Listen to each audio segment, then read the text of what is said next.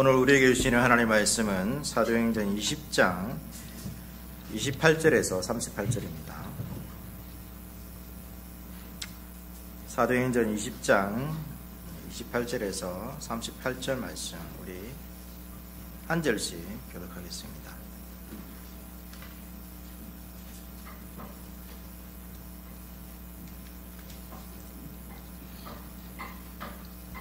네, 20장 28절입니다. 여러분은 자기를 위하여 또는 온 양떼를 위하여 삼가라. 성령이 그들 가운데 여러분을 감독자로 삼고 하나님이 자기 피로 사신 교회를 보살피게 하셨느니라. 내가 떠난 후에 사나운 이리가 여러분에게 들어와서 그 양떼를 아끼지 아니하고 또한 여러분 중에서도 제 아들을 끌어 자기를 따르게 하려고 어거러진 말을 하는 사람들이 이런 날 줄을 내가 아노라. 그러므로 여러분이 일깨어 내가 3년이나 밤낮 쉬지 않고 눈물로 각 사람을 훈계하던 것을 기억하라. 지금 내가 여러분을 주와 및 그 은혜의 말씀에 부탁하노니 그 말씀이 여러분을 능히 든든히 세우사 거룩하게 하심을 입은 자 가운데 기업이 있게 하시리라. 내가 아무의 은이나 금이나 의복을 탐하지 아니하였고 여러분이 아는 바와 같이 이 손으로 나와 내 동행들이 쓰는 것을 충당하여 범사에 여러분에게 모본을 보여준 바와 같이 수고하여 약한 사람들을 돕고 또 주 예수께서 친히 말씀하신 바 주는 것이 받는 것보다 복이 있다 하심을 기억하여야 할지니라. 이 말을 한 후 무릎을 꿇고 그 모든 사람들과 함께 기도하니 다 크게 울며 바울의 목을 안고 입을 맞추고 함께 다시 그 얼굴을 보지 못하리라 한 말로 말미암아 더욱 근심하고 배에까지 그를 전송하니라. 아멘.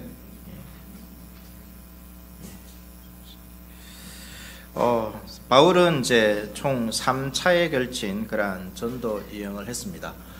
이 전도 여행에 대해서 이제 사도행전에 기록된 것은 그런데 그 후로 바울이 이제 사도행전 마지막은 로마에 압송되고 로마에서 가택 연금 상태에서 계속해서 어떤 복음을 전할 그 일들을 하고 있습니다. 그 후에 바울이 풀려났다라고 이제 대부분 보고 있습니다. 그 후의 사건들이 이제 기록되어 있지 않기 때문에 그 후의 사건까지 하면 바울의 전도 여행은 조금 더 될 것이다라고 이렇게 말하고 있습니다. 오늘의 말씀은 이제 바울이 3차 전도 여행을 하고 이제 마지막 그런 이제 예루살렘에 가서 잡히게 되는데 그 마지막 장면이 지금 기록되어 있습니다. 우리 한번 볼까요? 기억나십니까? 1차 전도 여행. 지도 한번 띄워주시죠. 예.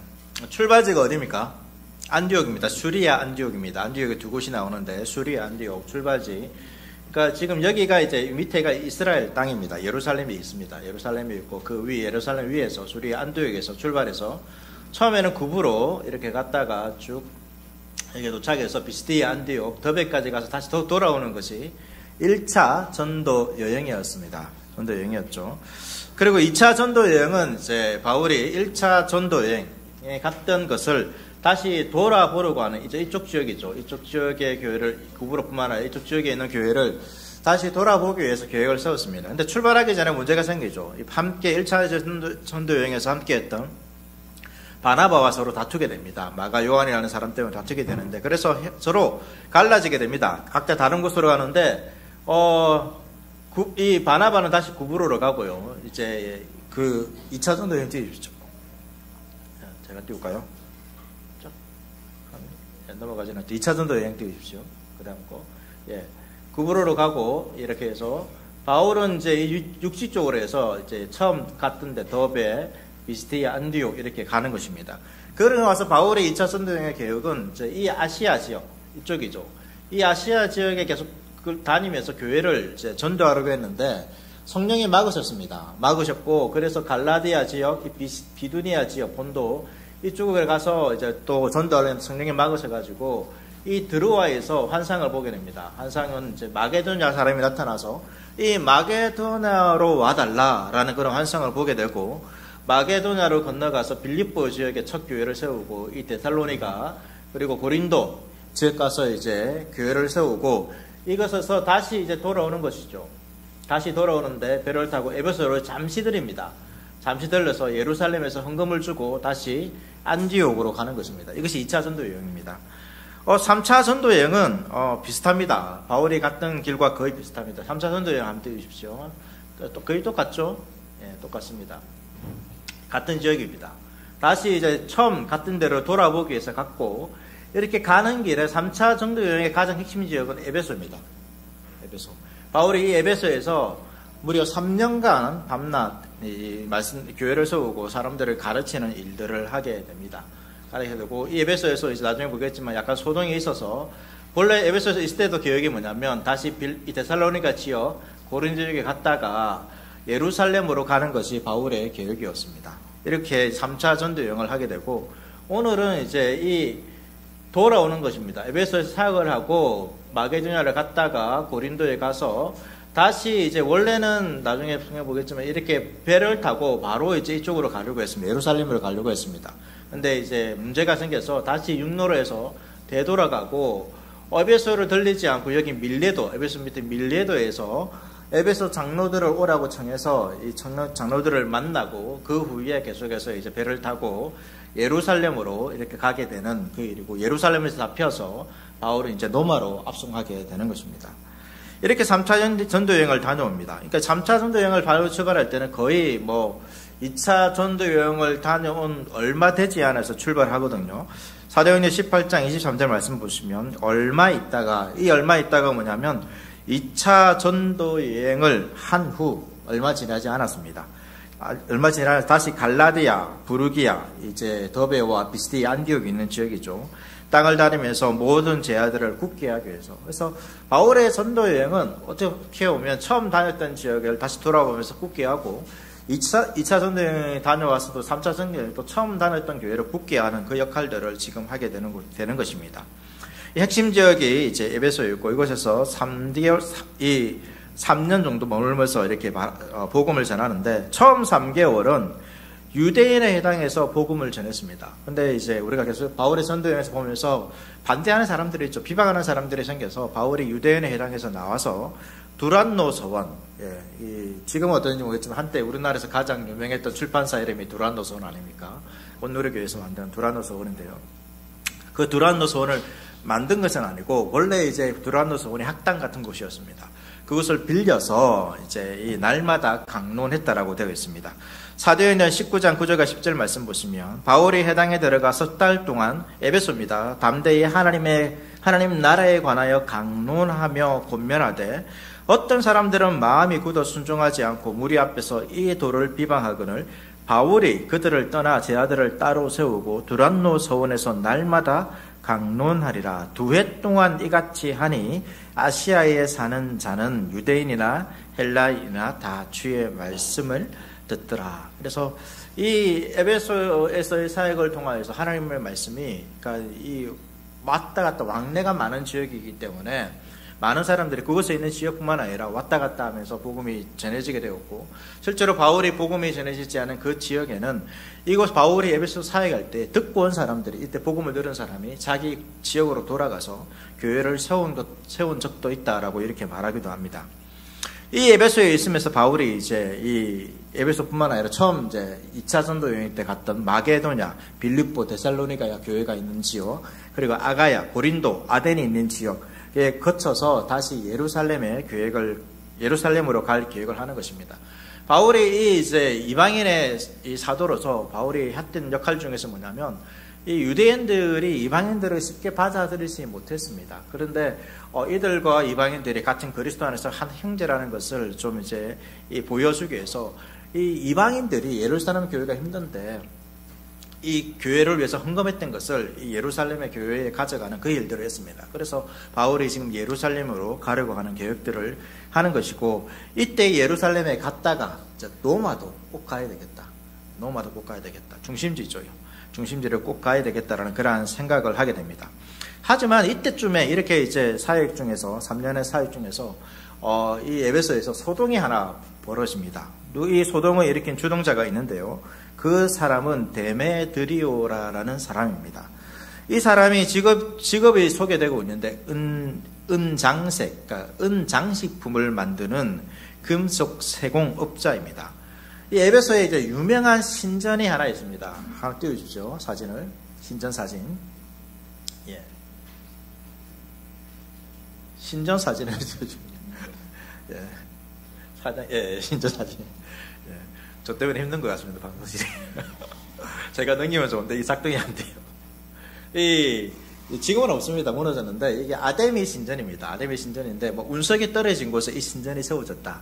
라면서, 뭐, 불가사의한 신전이기다. 이기도 합니다.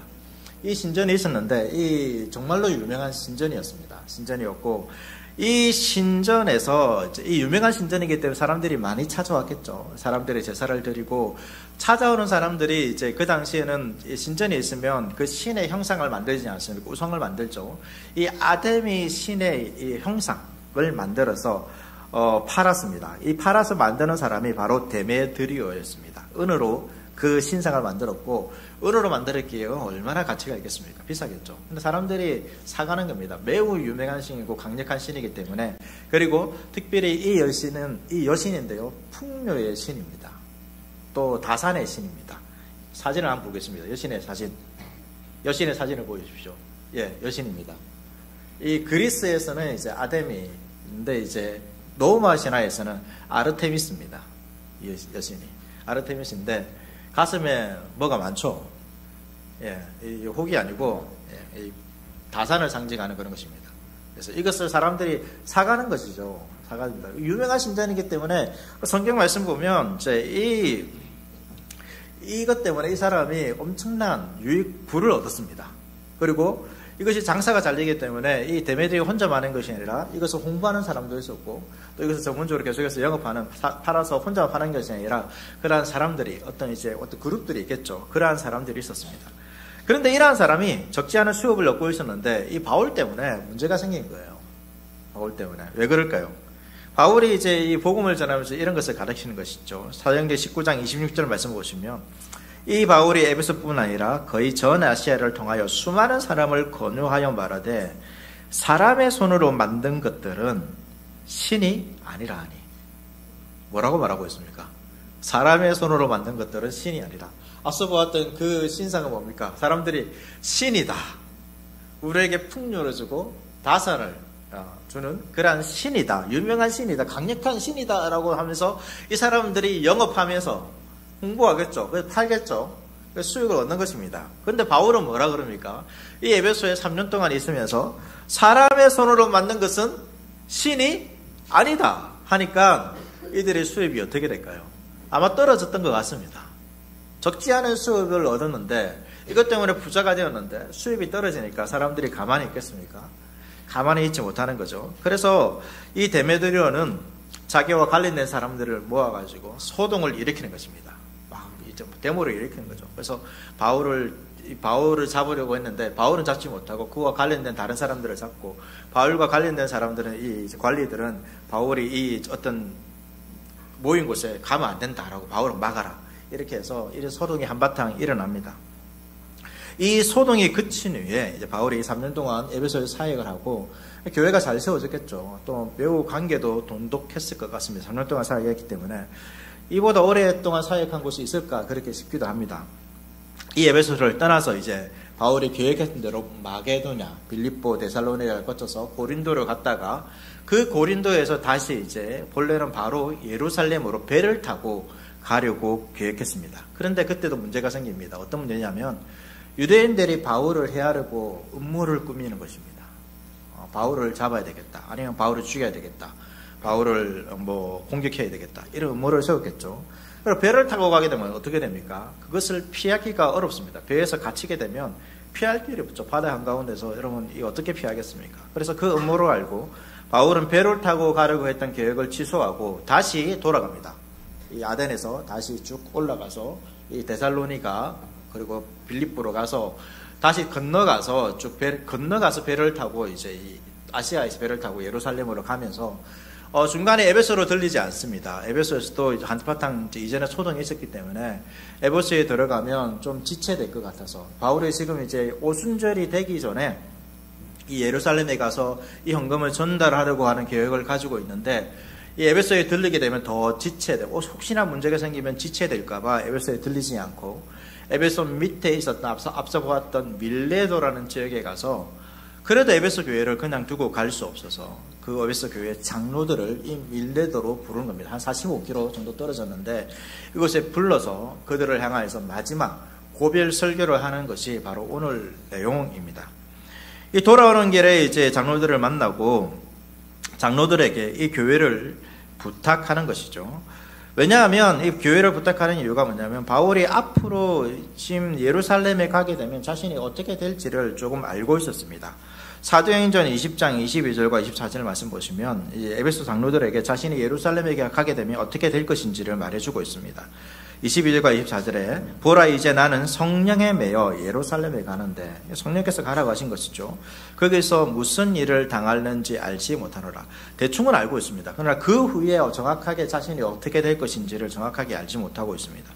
23절 보시면 오직 성령이 각 성에 내게 증언하여 결박과 환란이 나를 기다린다. 예루살렘에 가면 너 결박당할 거야. 환란을 당할 거야. 그런 말을 하는 거죠. 그럼에도 바울이 뭐라고 말합니까?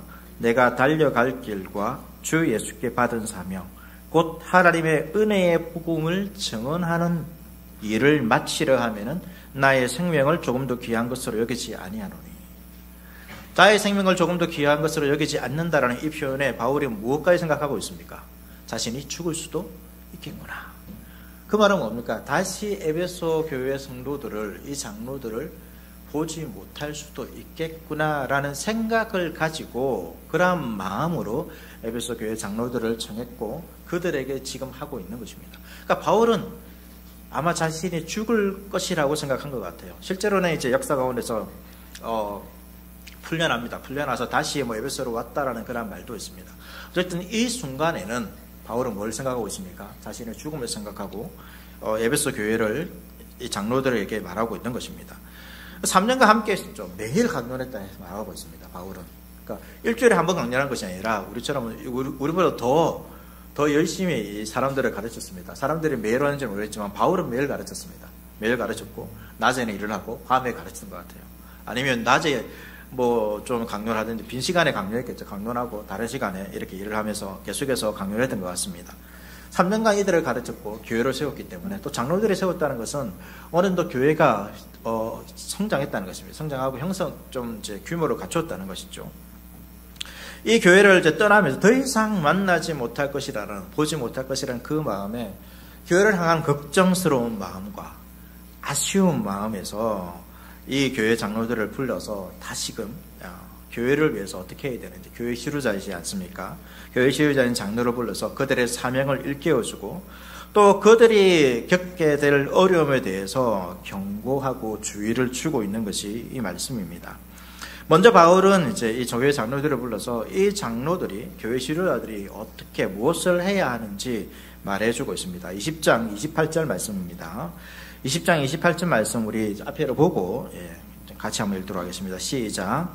여러분은 자기 자신을 잘 살피고 양떼를 잘 보살피십시오. 성령이 여러분을 양떼 가운데 감독으로 세우셔서 하나님께서 자기 아들의 피로 사신 교회를 돌보게 하셨습니다.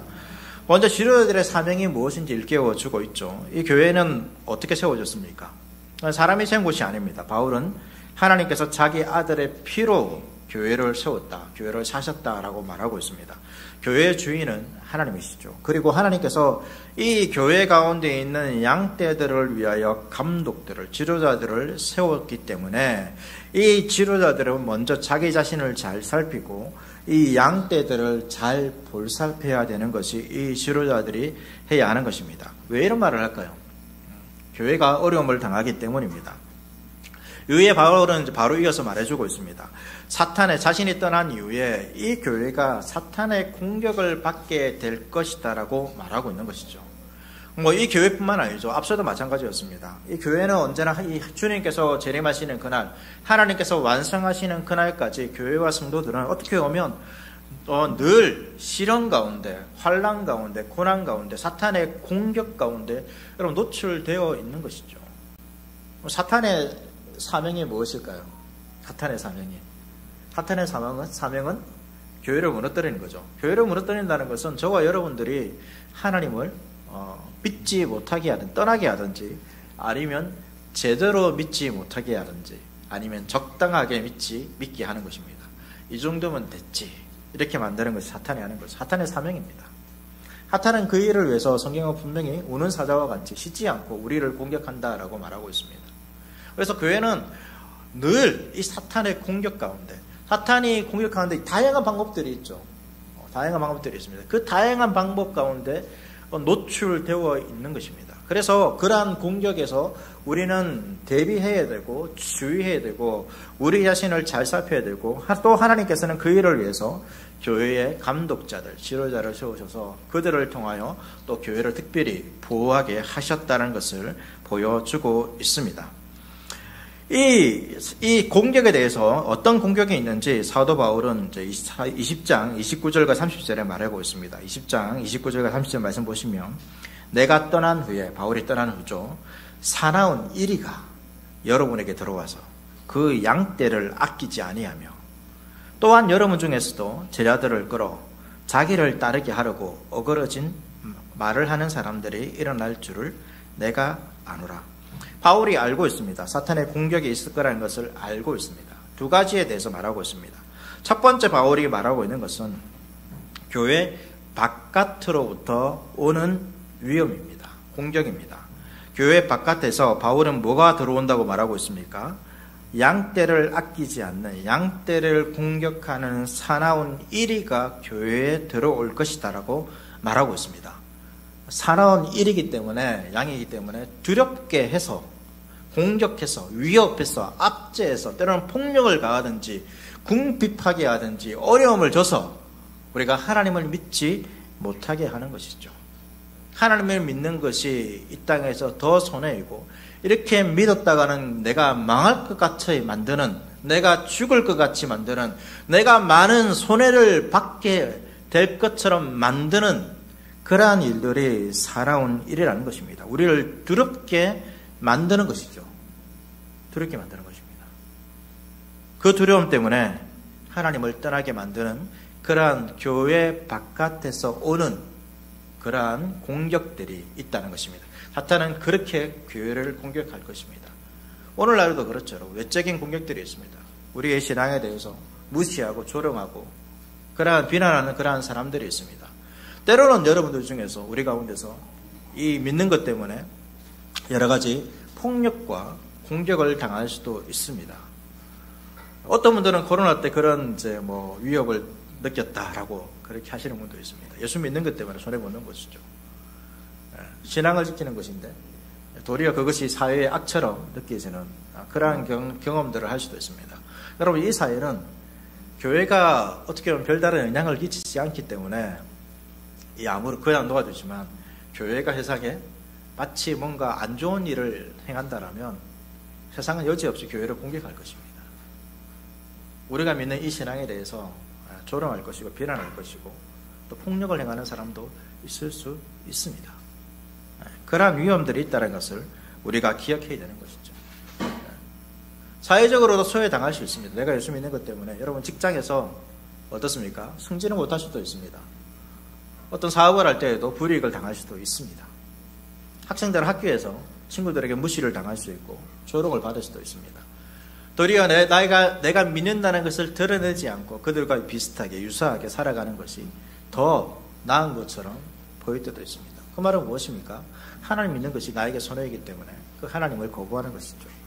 왜 그렇게 됩니까? 왜 거부합니까? 두려움 때문에 거부하는 것입니다. 사탄이 그렇게 만드는 것입니다. 하나님 믿는 것이 두려운 것이고 손해이고, 도리어 믿지 않고 살아가는 것이 더 마음 편하게 이 땅을 살아가는 것처럼 만드는 그러한 공격들이 우리 가운데 있을 수 있습니다. 사회적 관계도 그렇지 않습니까? 우리가 내가 예수 믿는 것 때문에 어떻습니까?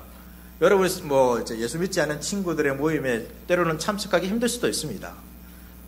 친구였지만 내가 예수 믿는 것 때문에 점점 그들과의 관계가 소원해지고 멀어지는 그런 경우도 있죠. 그럼 한때는 내가 친한 친구였는데 내가 그들과 좀 같이 있기 힘든 신앙 때문에 이런 마음을 가질 수도 있습니다. 이러한 손해들이 있다는 것이죠. 이런 교회 밖으로부터 오는 사나운 이리 같이 우리를 두렵게 만들어서 하나님을 떠나고 제대로 믿지 못하게 하는 그러한 공격들이 바울이 떠난 후에 이 에베소 교회 가운데 있을 것이다 라고 바울은 장로들에게 말해 주었습니다. 두 번째로는 그건 이제 교회 안에서 나타나는 공격입니다. 이제 외부적인 것이 아니라 내부적인 문제인 것이죠. 이 사람은 30절에 나오는 것처럼 어그러진 말을 하는 사람입니다. 밖에서 들어온 사람이 아니라 교회 안에서 같이 신앙생활을 하는 사람인데 그들 중에서 어그러진 말을 하는 사람들이 있습니다. 어그러진 말이라는 것은 왜곡된 말입니다. 무엇을 왜곡하는 것입니까? 복음을, 진리를, 하나님의 말씀을 왜곡하는 것이죠. 그래서 이 사람들의 목적이 뭐냐면, 이렇게 왜곡시키는 목적은 뭐냐면 하나님을 바라보게 하는 것이 아니라 자신을 따르게 하는 것입니다. 자신을 따르게 하고 자신이 더 뛰어나다는 것을 드러내는 것이죠. 우리가 이것을 고린도 교회에서 잘 볼 수 있습니다. 고린도 교회 사람들이 갈라지지 않습니까? 그러면서 누가 드러납니까? 하나님이 드러나지 않습니다. 사람이 드러납니다. 그래서 깨어지는 것입니다. 깨어지고 분열되게 하는 것이 바로 내부에서 나타나는 것입니다. 우리가 믿는 신앙은 결코 분리될 수가 없습니다. 우리는 하나님을 믿고 있고 하나의 진리 가운데 신앙 고백을 가지고 여러분 살아가고 있습니다. 하지만 이 사람들은 하나의 진리가 아니라 각자의 진리가 있습니다. 각자 자기에게 맞는, 자기가 생각하는 것이 더 옳고 맞다라고 생각하는 것입니다. 그래서 교회를 분열시키고 가르는 것이 바로 이 내부에서 나타난 사람들의 모습입니다. 하나님이 아니라 여러분 자기를 따르게 하고 그 결과가 교회가 분열되는 것이라면 여러분 그들의 가르침들을 우리는 주의해야 할 필요가 있는 것이죠. 바울이 이런 말을 하는 이유가 무엇입니까? 이런 일들이 교회에 일어날 것을 바울은 알았습니다. 에베소 교회뿐만 아니라 바울은 다른 교회에서도, 성경의 갈라디아서나 제가 말씀드린 고린도전서나 그런 교회에 이런 일들이 있었죠. 이런 일들이 있었습니다. 이런 일들이 일어날 것을 알았기 때문에 에베소 교회에 미리 경고하는 것입니다.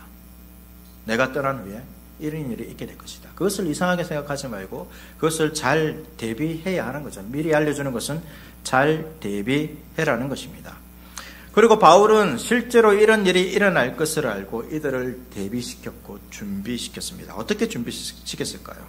31절 말씀 보겠습니다.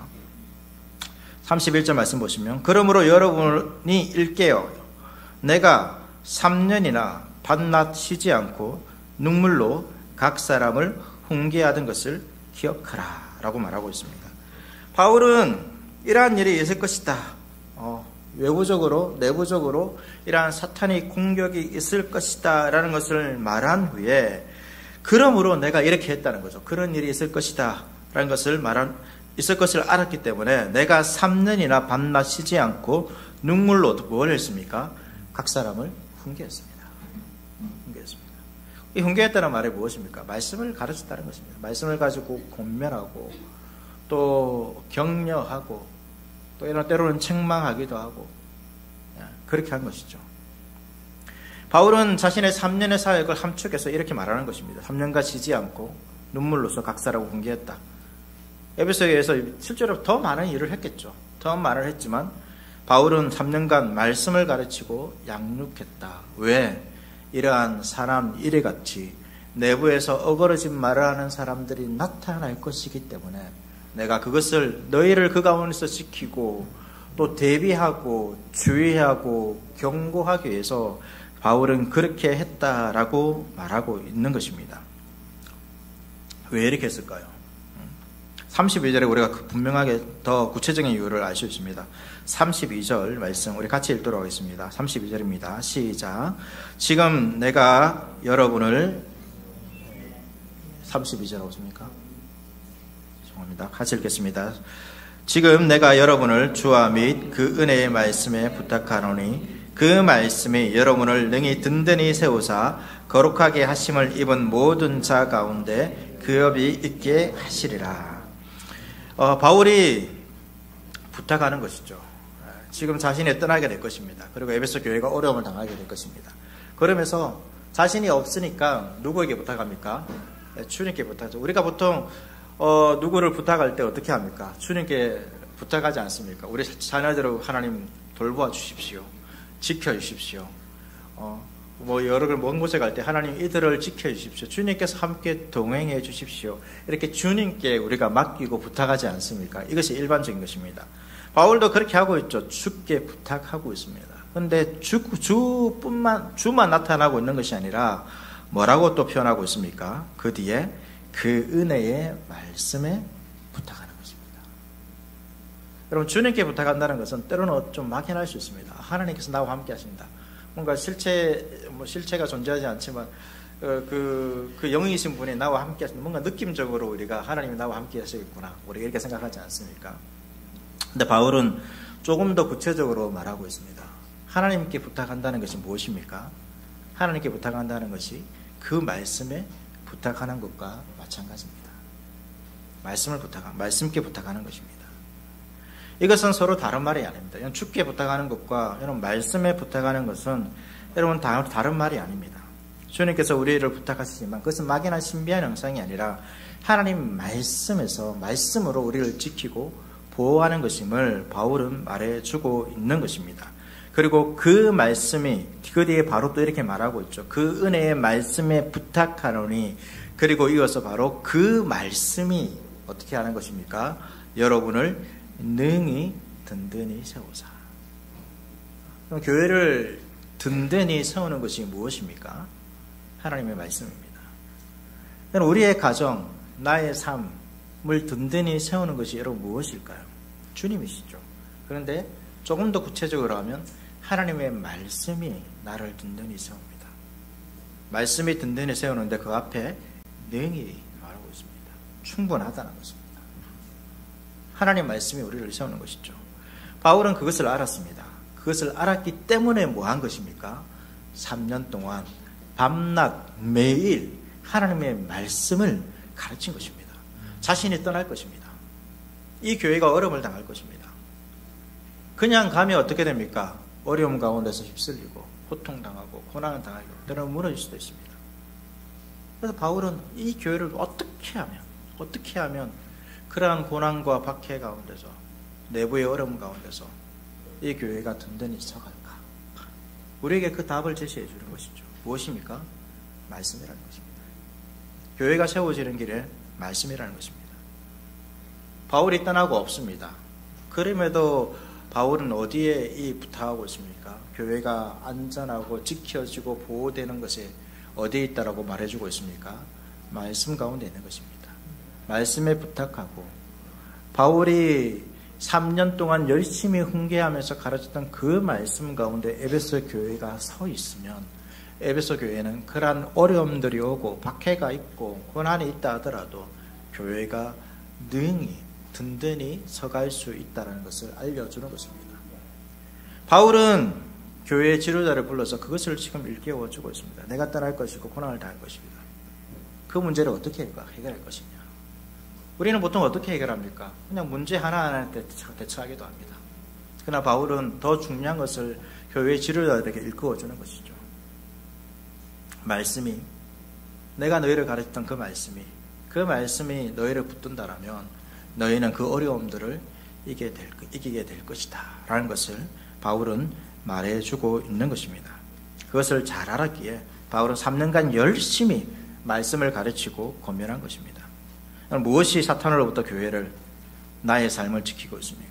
사탄의 그 맹렬한 쉬지 않는 공격에서 여러분 어떻게 우리가 우리의 삶을, 이 교회를 지키며 살아갈 수 있습니까?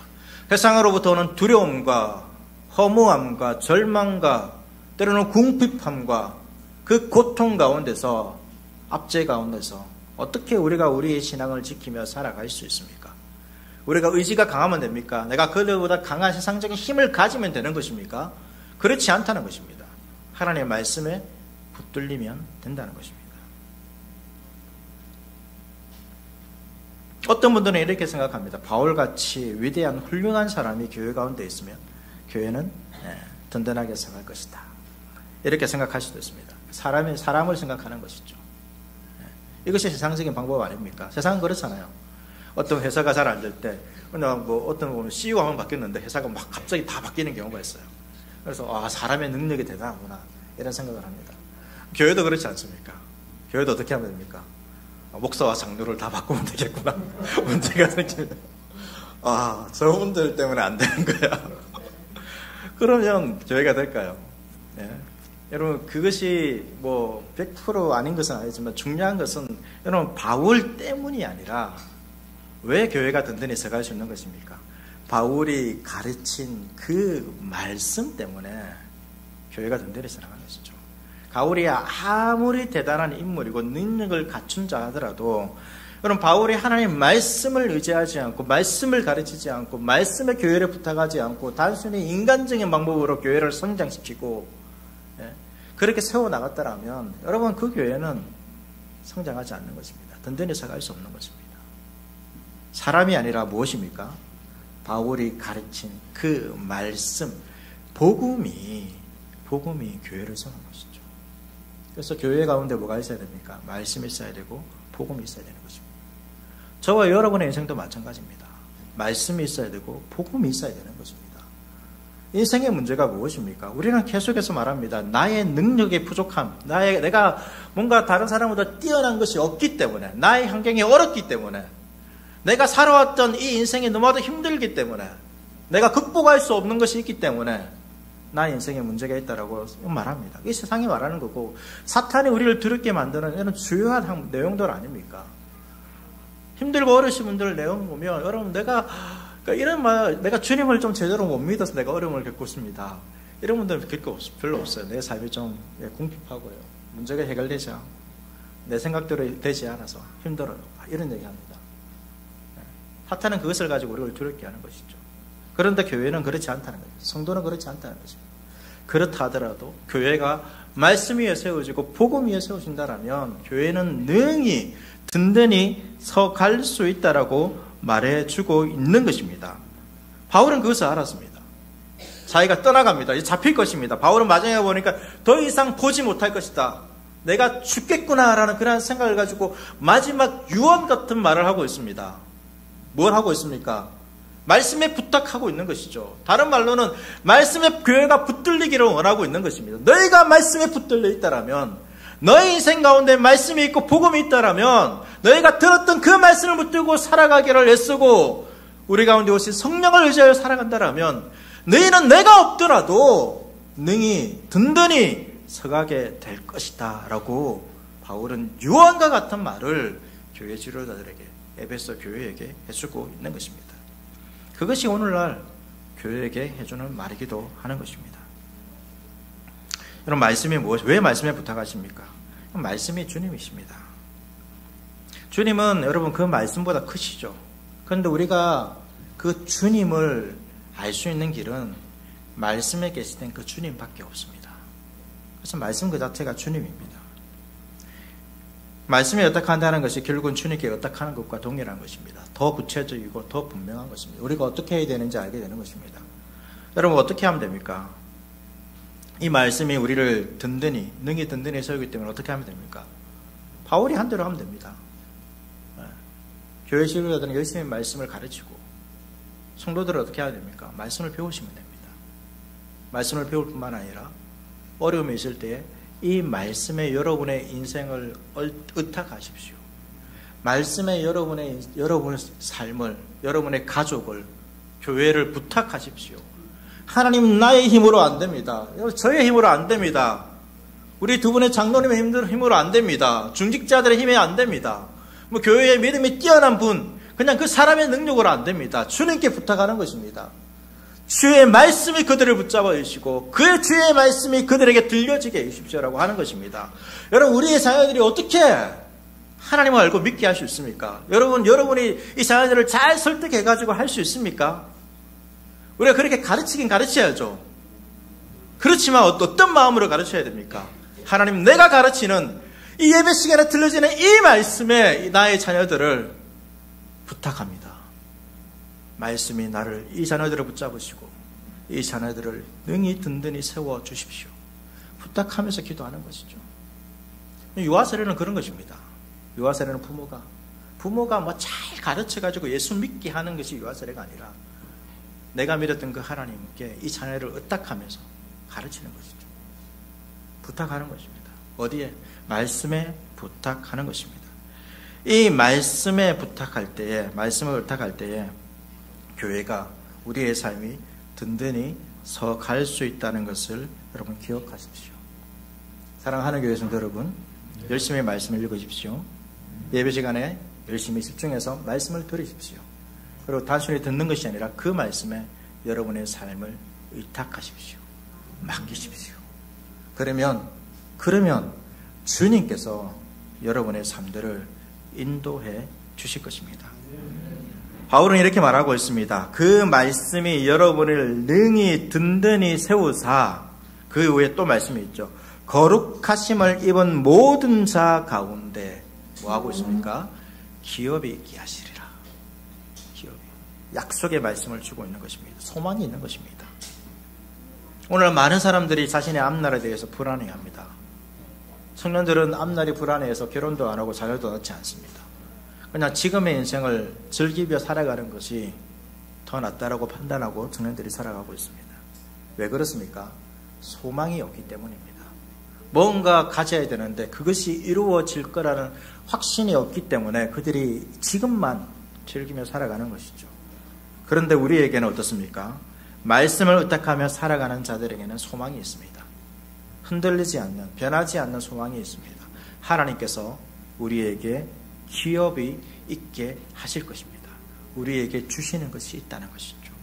그 약속을 붙들고 이 소망 가운데 살아가시기를 바랍니다.